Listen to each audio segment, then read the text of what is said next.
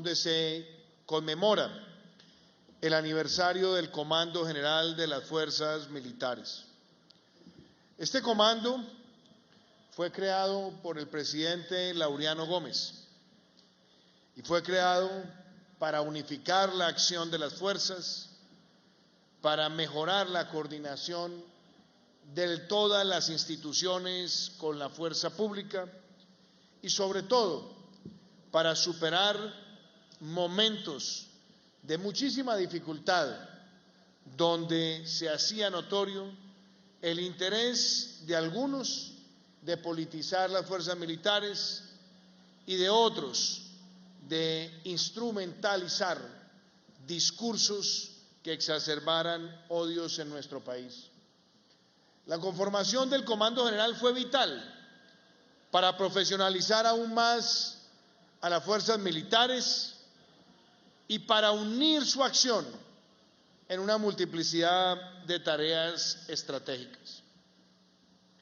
En estos 70 años, el Comando General ha tenido a los mejores hombres de nuestras fuerzas militares.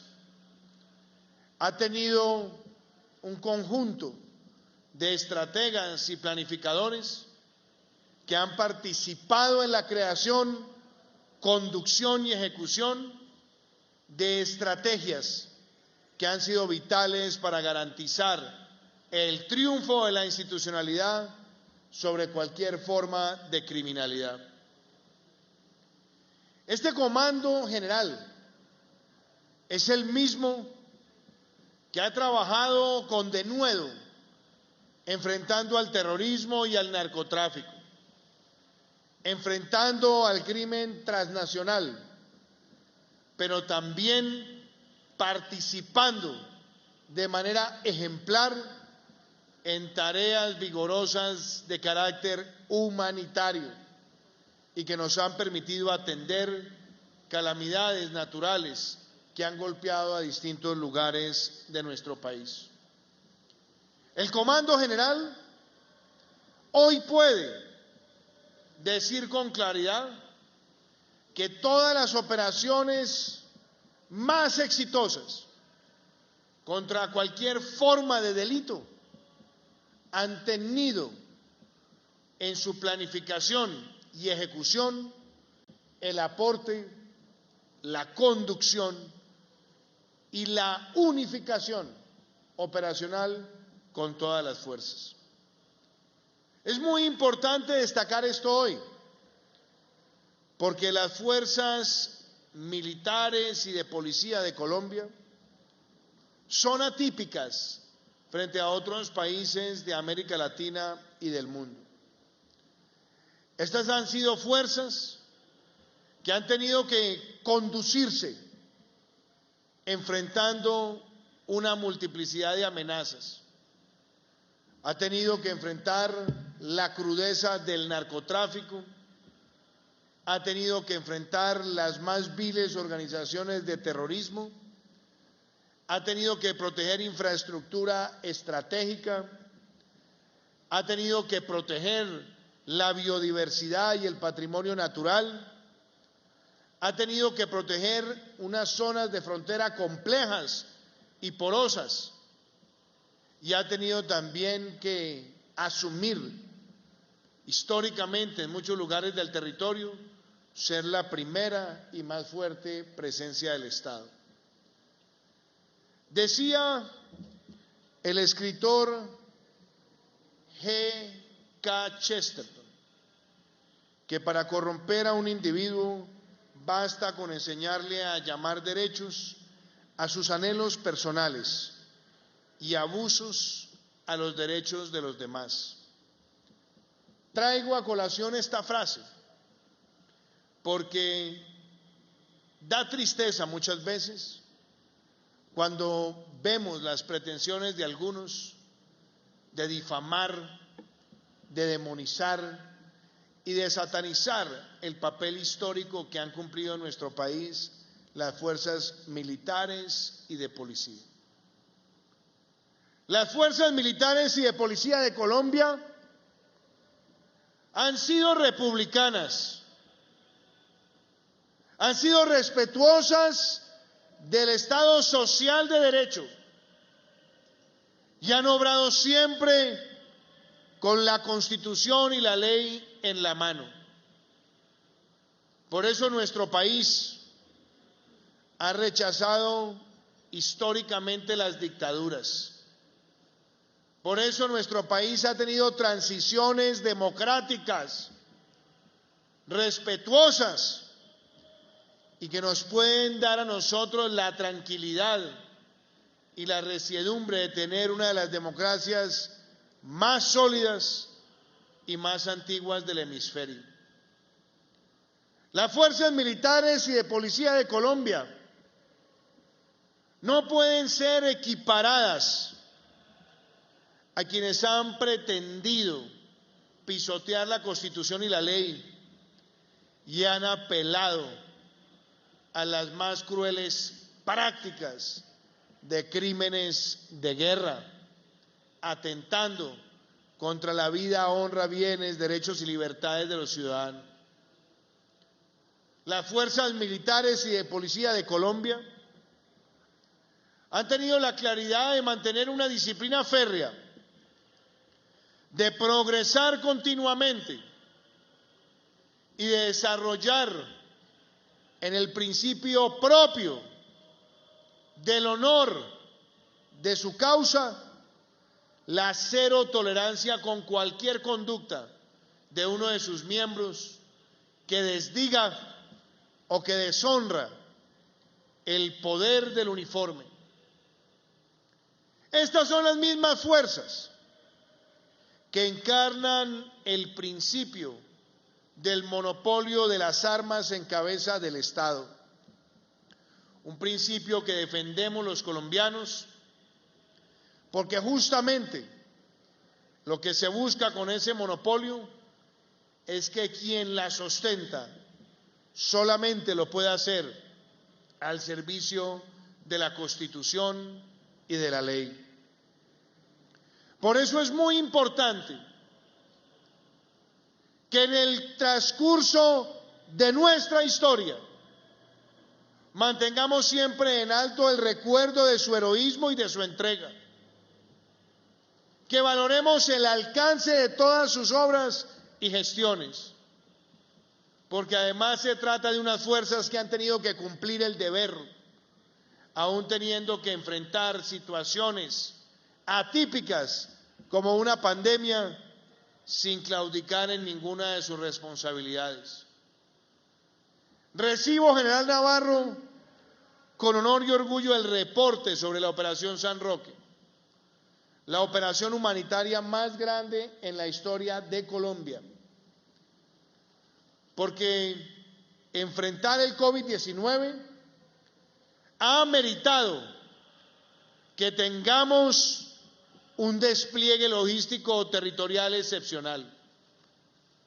Estas han sido las fuerzas que ayudaron a repartir cerca de 2 millones de mercados. Estas han sido las fuerzas que ayudaron a llevar a los hogares colombianos millones de raciones alimenticias del programa de alimentación escolar traducido a la residencia de los más vulnerables. Estas han sido las fuerzas que contribuyeron a llevar pruebas a la Colombia profunda para detectar el COVID-19 y han sido las fuerzas que ayudaron a hacer una gran pedagogía nacional sobre el distanciamiento físico, el uso del tapabocas, el lavado constante de manos y la aplicación de protocolos de bioseguridad. Y han sido también las fuerzas que han podido mantener sus tareas aplicando con rigor protocolos de bioseguridad sin precedentes. Por eso, el éxito de la Operación San Roque no solamente está medido en sus tareas puntuales de enfrentar el COVID-19, sino que en medio del desarrollo de la Operación San Roque se logró entre otros, la menor tasa de homicidios en 46 años, la menor tasa histórica de secuestros desde que llevamos esas estadísticas, la mayor erradicación manual de cultivos ilícitos registrada por Colombia, las mayores incautaciones históricas de clorhidrato de cocaína y de otros estupefacientes. Por supuesto, las tareas de interdicción en todos los lugares, pero además acompañado de la mayor destrucción de laboratorios. Y si a eso le agregamos también el desarrollo de campañas multinacionales contra el crimen organizado y la presencia territorial, además de avanzar en el desminado humanitario, donde en nuestro gobierno hemos alcanzado el 45% del total de desminado adelantado por Colombia en más de una década, nos damos cuenta del talento y del talante de nuestras fuerzas militares y de policía. Por eso, estas fuerzas han estado siempre dispuestas a defender sus acciones y a exponerlas donde quiera sea necesario. Pero es muy importante que la lectura que se haga del comportamiento de las fuerzas no esté sujeta a la manipulación, ni de la estigmatización, ni de la generalización, porque por encima de cualquier conducta individual contraria a la Constitución y la ley está una institucionalidad al servicio indeclinable de la legalidad. Y cualquier generalización o estigmatización que pretenda sistematizar las conductas de algunos, lo que busca es una afectación a la institución misma. Y eso es lo más contrario a la realidad. Nuestras fuerzas, siempre honorables, aprenden de los comportamientos individuales, se mejoran a partir de la lectura de los mismos, pero no hay ni vacilaciones ni dudas en que cualquier deshonra es claramente penalizada. Y sobre esta base es muy importante tener claridad en que nuestras fuerzas y su historia es la de la protección de la institucionalidad. Quienes han aplicado el terrorismo en Colombia nunca podrán ser igualados a quien defiende a la patria integralmente.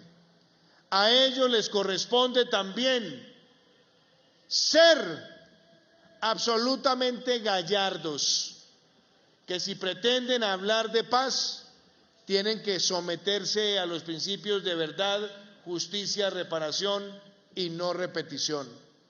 Y por eso el papel de la justicia en su objetividad tiene que ser no dejarse acariciar de la política ni de testimonios que políticamente sirvan a desvirtuar el papel histórico de quien bien le ha servido a Colombia. Y aprovecho también esta ceremonia, apreciados generales, para hacer referencia a lo siguiente. Muy pocas personas hacen estas reflexiones, pero nuestra Policía Nacional se encuentra en el Ministerio de Defensa desde hace un poco más de 65 años. Estamos hablando de una institución con 129 años de historia y prácticamente desde 1958 de manera estable, desde el gobierno de Alberto Lleras Camargo, se viene adelantando esa presencia institucional que no es caprichosa, que no es terca, que no es de ocasión, sino que es propia de una reflexión institucional muy necesaria y sólida.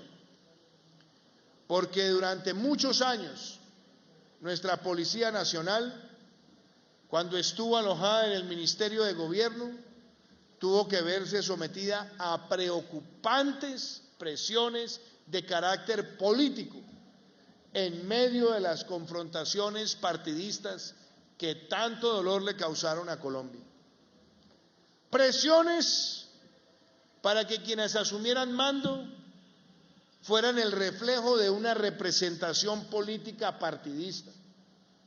Y lo que es aún peor, como fue denunciado cuando se hicieron los exámenes para hacer ese traslado al Ministerio de Defensa, los ascensos y promociones muchas veces tenían que pasar por el urbi et orbi de directorios políticos. Por eso, el traslado al Ministerio de Defensa no era para militarizar la policía, no, era mantener su condición genuina de fuerza civil, pero al servicio de la coordinación integral de la seguridad de la patria. Fue así como se concibió y fue así como se protegió por décadas, porque esta no es una discusión reciente. Y si bien muchos han intentado llevar esas reformas al Congreso, siempre la justificación, la racionalidad y la explicación han sido contundentes. Entre otras, porque la Policía Nacional de Colombia no se compara con otras policías del continente, porque esta policía coadyuva en la lucha contra el terrorismo, contra el narcotráfico, en la protección de una nación donde el 50% de su territorio es selva tropical húmeda y por eso tiene más de 19 áreas de especialidad operacional, donde la seguridad ciudadana es menor al 30% de todo su personal. Eso muestra que en esa diferenciación y en la armonía que se tiene que adelantar con las demás fuerzas, la racionalidad de mantenerla en el Ministerio de Defensa está más que clara y la seguiremos defendiendo con el mismo contenido, contexto y racionalidad con el que se ha manejado ya por varias décadas exitosamente. Y es muy importante también decir esto. Hoy más que nunca tenemos una carta política en su artículo 218 que reitera su naturaleza civil y que al mismo tiempo le agrega esa responsabilidad permanente de contribuir a la paz, la seguridad y la convivencia. Ese trabajo articulado de las fuerzas es el que ha permitido enfrentar con éxito al cartel de Cali y al cartel de Medellín, entre otras. El que ha permitido los grandes éxitos contra lo que fueron las FARC como grupo terrorista, el ELN, el EPL, con lo que han sido los puntilleros, los caparros, el Clan del Golfo, los pelusos. Entonces, pretender sencillamente que sea una separación a partir de impresiones preliminares la que guíe los derroteros de la institución es algo que no tiene asidero. Los debates en democracia, bienvenidos. Como senador de la República pude ver ese debate cuando algunos lo propusieron, pero vi también cómo la gran mayoría seguía defendiendo con esa misma racionalidad institucional de décadas esa presencia. Y lo seguiremos haciendo cuantas veces sea necesario. Muy importante también expresar con total claridad que nuestro país tiene un espíritu constructivo para entender los canales multilaterales. Frente al reporte de la Comisión Interamericana de Derechos Humanos, la gran mayoría de sus recomendaciones ya han sido adoptadas y están siendo adoptadas por el Estado colombiano, un Estado protector de los derechos humanos, un Estado que tiene cero tolerancia con cualquier conducta de un miembro de las fuerzas contraria a la Constitución y la ley, y además un Estado que vela siempre por la transparencia, la separación de poderes, la colaboración armónica entre los mismos, y donde también se tiene claridad en la separación de las distintas jurisdicciones, empezando por la separación entre la jurisdicción ordinaria y la justicia penal militar, donde se hace claridad sobre qué conductas, qué competencias son propios de una o de otra. Y es muy importante también, en este mismo contexto, decir que qué importante sería que en las reflexiones también de los derechos humanos se hiciera más hincapié y más precisión en las violaciones flagrantes derivadas de actos de violencia, vandalismo y terrorismo urbano de baja intensidad. Y también, qué bueno fuera que en la reflexión de esos derechos humanos se pudiera mostrar con claridad que los bloqueos han sido una demostración de la vileza que pueden tener algunos para cercenar y limitar los derechos de los demás. En una democracia sólida y estable, de leyes y de mecanismos tutelares de los derechos fundamentales en tiempo récord, nadie puede pretender acudir a las vías de hecho o a la violencia para reivindicar causas. Nada justifica en nuestro país que se limite la alimentación, la movilidad, el empleo, el derecho a la salud. Y por eso reiteramos lo que ya está dicho en nuestro Código Penal. Aquí no vamos a relativizar lo que dice el artículo 353A, llamándolo cortes de ruta. Los bloqueos son bloqueos. Las obstrucciones del transporte y la movilidad son claramente contrarias a la ley y defenderemos los derechos de los demás siempre. Y por eso, una vez más reiteramos que la base de un Estado social de derecho es que los derechos del individuo tengan como frontera los derechos de los demás. Y es muy importante también expresar que la proporcionalidad,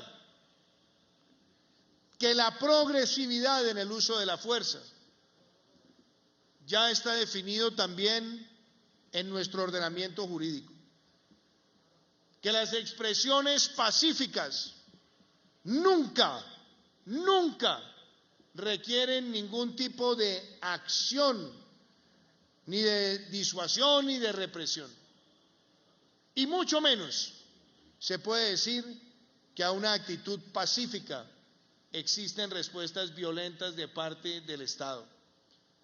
Cuando se presentan actos de vandalismo, de violencia y de terrorismo urbano de baja intensidad, actúa la legalidad y actúa conforme a los protocolos.